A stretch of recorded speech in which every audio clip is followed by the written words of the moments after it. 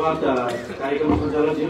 आजको नेपाली जनसम्पर्क समितिको यो तेस्रो महाधिवेशनका सभापति महोदय, त्यसैगरी हाम्रो नेपालबाट पाल्नुहुने आजका प्रमुख अतिथि किरण सर, त्यसैगरी यसमा आसीन विशिष्ट अतिथि, प्रमुख अतिथि र यहाँ उपस्थित सम्पूर्ण महानुभावहरूलाई म झापाली समाज साउदी अरेबियाको तर्फबाट र मेरो व्यक्तिगत तर्फबाट नमस्कार टक्राउन चाहन्छु। आज यो तेस्रो अधिवेशन जनसम्पर्क समिति साउदी अरेबियाले गरिरहँदाखेरि नेपाली कांग्रेसको बारेमा केही कुराहरू मैले बोल्नुपर्छ जस्तो लाग्छ।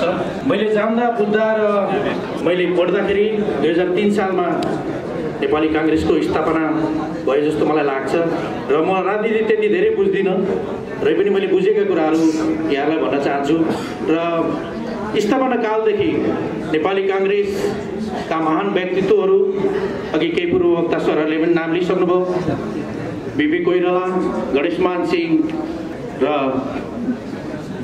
कृष्ण प्रसाद भट्टराई जस्ता महान व्यक्तित्वहरूको ठुलो योगदान रहेको मैले महसुस गरेको छु र उहाँहरूकै त्यो नेतृत्वदायी भूमिका, उहाँहरूकै सपना, बीबी कोइरालाले देखेको एउटा सपना नेपाली कांग्रेसले आजसम्म पनि पछ्याइरहेको जस्तो लाग्छ। चाहे त्यो हिजो राणा शासनको अन्त्य होस्, 2007मा मलाई लाग्छ प्रजातान्त्रिक आन्दोलनमा पनि नेपाली कांग्रेसको महत्त्वपूर्ण भूमिका रहेको हामीले सुन्छौँ र हामीले पढ्न पनि पाउँछौँ। त्यति मात्र नभएर नेपाली कांग्रेसले हिजो देशको महत्त्वपूर्ण अवस्थामा पनि एक ठिक्का रहेर सम्पूर्ण आफ्नो सङ्गठनलाई मजबुत बनाउँदै आएको छ। र चाहे त्यो संविधान स्थापना गर्दाखेरि होस्, चाहे लोकतन्त्र स्थापना गर्दाखेरि होस्, नेपाली पार्टी, नेपाली कांग्रेसको सधैँ अग्रगामी भूमिका रहेको पाइन्छ। म राजनीतिक कुराहरू धेरै गर्न चाहन्न। देशमा आसीन अतिथिज्यूहरूको कुराहरू हामीले सुन्नु छ। हाम्रो आजको प्रमुख पाहुना नेपालबाट पाउनुहुने आजको आकर्षण किरण सरका कुराहरू पनि हामीले सुन्नु छ र भर्खरै अब नयाँ समितिको पनि अनाउन्समेन्ट हुँदैछ। मलाई लाग्छ, मैले बुझेअनुसार, सुनेअनुसार हाम्रो आदरणीय दाई, प्रिय दाई, सायद मैले सुनेसम्म र मैले मेरो अनुमान गरेसम्म अर्जुन दाईले नै पुनः एकचोटि आफ्नो कार्यकाल दोहोऱ्याउँदै हुनुहुन्छ र उहाँलाई म एकदमै सुखद कार्यकालको पनि चाहिँ शुभकामना दिन चाहन्छु। साथसाथै सम्पूर्ण टिमलाई पनि म शुभकामना दिन चाहन्छु। अर्जुन दाई आफैमा एउटा कुशल नेता हो जस्तो लाग्छ। उहाँसँग समय-समयमा गफहरू गर्ने गर्छु र मलाई कता भन्ने पनि गर्नुहुन्छ, मलाई सोध्दै गर्नुहुन्छ, यो भनिरहँदा यो पनि नेपाली कांग्रेसकै रहेछ कि भन्ने यहाँलाई लाग्न सक्छ। म नेपाली कांग्रेस भन्दा पनि म पहिला एउटा नेपाली हो भनेर चिनाउन चाहन्छु। आजको मितिसम्म आउँदा मैले कुनै पनि चाहिँ एउटा पार्टीगत चाहिँ ट्याग लाएर आफूलाई हिँडेको छुइनँ।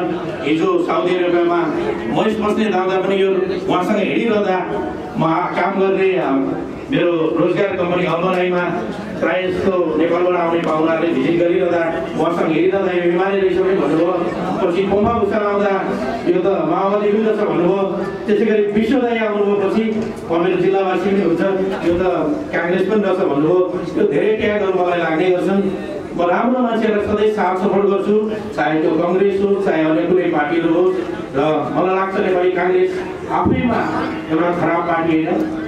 केही व्यक्तिहरूको कारणले लान्छना लागेको हुनसक्छ। अनि पछिल्लो समयमा अघि हाम्रो पत्रकारजीले पनि भन्नुभयो, जेनजीको आन्दोलनले देश एकदमै ठुलो प्रभावित पारेको छ। विशेष गरी गत 23 र 24को आन्दोलनले अरू नयाँ पार्टीहरू खोल्ने चाहिँ स्थितिहरू पनि आइरहेका छन्। हामीले सुनिरहेका छौँ, धेरै नयाँ पार्टीहरू खुलिरहेका छन्।